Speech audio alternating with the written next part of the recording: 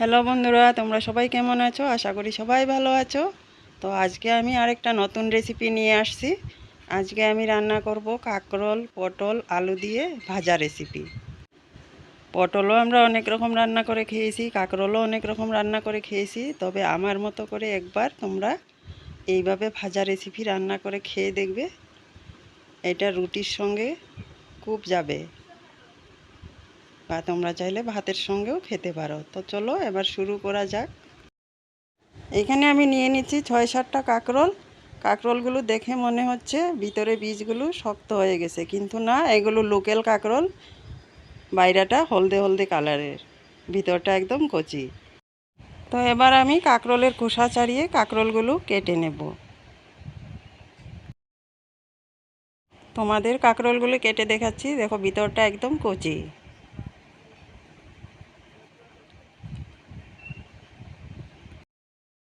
এবার আমি পটলেরও খোসা ছাড়িয়ে একসঙ্গে কেটে নেব। পটলগুলো একদম কচি। তো সব সবজিগুলো আমার কাটা হয়ে গেছে। এখানে পটল নিয়েছি কেটে, আলু কেটে নিয়েছি পাতলা করে, আর কাঁকরোলগুলো পাতলা করে কেটে নিয়েছি। আর আমি ভাজা রান্না করব, এই জন্য সবজিগুলো একদম ছোট ছোট করে কেটে নিয়েছি। এবার আমি একটা কড়াই বসিয়ে দেব উনুনে। দিয়ে দেব সর্ষের তেল। তোমরা চাইলে সাদা তেলেও ভাজা রান্না করতে পারো, আমার সর্ষের তেলে ভালো লাগে। তেলটা গরম হয়ে গেছে, দিয়ে দিচ্ছি পেঁয়াজ। পেঁয়াজগুলো ভালো করে নাড়াচাড়া দিয়ে লালচে করে ভাজা করে নেব। পেঁয়াজগুলো গোল্ডেন ব্রাউন করে নাড়াচাড়া দিয়ে কিছুক্ষণ টাইম লাগিয়ে ভাজতে হবে।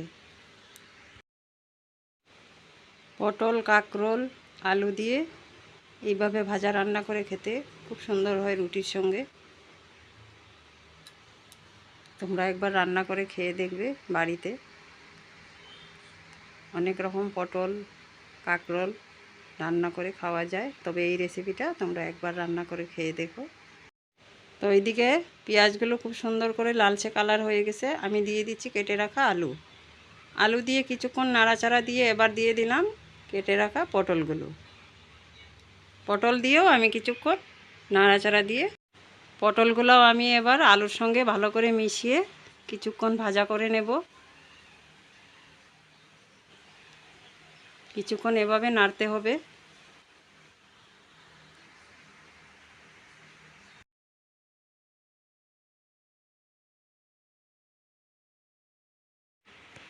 আলু পটল একসঙ্গে মিক্স করে কিছুক্ষণ ভাজা হওয়ার পর দিয়ে দেব আমি কেটে রাখা কাঁকরোলগুলো।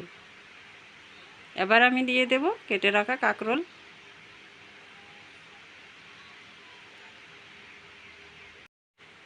এরপর সব সবজিগুলো একসঙ্গে মিশিয়ে নেব ভালো করে।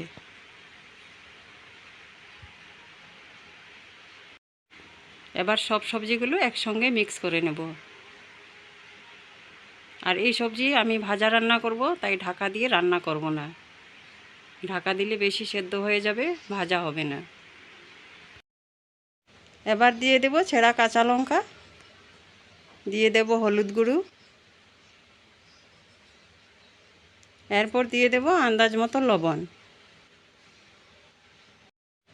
এবার হলুদ লবণ দিয়ে ভালো করে সবজিগুলো মিশিয়ে নেব। নাড়াচাড়া দিয়ে মিশিয়ে নেব। আর এভাবেই ভাজাটা রান্না করব, নাড়াচাড়া দিয়ে, ঢাকা দিয়ে রান্না করব না। আর এইভাবে আলু পটল কাঁকরোল ভাজা করলে বড় ছোট সবাই খেতে পছন্দ করবে, আর সবার জন্য খুবই উপকার। এখানে কোনো রকমের বেশি একটা তেল মশলা আমি ব্যবহার করিনি। আর সব সময় সব তরকারিতে এত মশলা তেল দিয়ে খেতে ভালো লাগে না, তাই আজকে ভাবলাম একদম মশলা কম দিয়ে তেল কম দিয়ে রেসিপিটা রান্না করব। এই রেসিপিটা রুটির সাথে খেতে খুব সুন্দর হয়। এইভাবে রেসিপি রান্না করলে রুটির সাথে বা ভাতের সাথে খেতে খুব ভালো, আর কোনো রকমের ক্ষতি হবে না পেটের জন্য যাদের। আর প্রচুর গরম পড়েছে, এই গরমে একদম তেল মশলা কম দিয়ে এইভাবে রান্না করে খেয়ে দেখো, কোনো রকমের গ্যাস অম্বল হবে না। সবজিগুলি এইভাবেই নাড়াচাড়া দিয়ে আরও 3 মিনিটের মতো আমি ভাজা করব। লাল হয়ে আসলে নামিয়ে নেব। সবজিগুলো একদম সেদ্ধ হয়ে গেছে, এখন লাল করে ভাজতে হবে। যেহেতু এটা ভাজা রেসিপি, তাই একদম লাল করেই ভাজতে হবে। সবজিগুলো কিছুক্ষণ ভাজা হওয়ার পর এবার আমি দিয়ে দেব এখানে অল্প করে মশলার গুঁড়ো। আমি যেই মশলাটা দেব এটা দিলে খুব সুন্দর একটা গন্ধ বের হবে, সবজি মশলা। আমি এই মশলাটা অল্প পরিমাণে ছিটিয়ে দেব সুন্দর একটা গন্ধ বেরোনোর জন্য। খুব একটা বেশি দেব না, আধা চামচের মতো এই মশলাটা দিয়ে দিলাম। এবার সুন্দর করে মিশিয়ে নেব। মোটামুটি ভাজাটা হয়ে আসছে।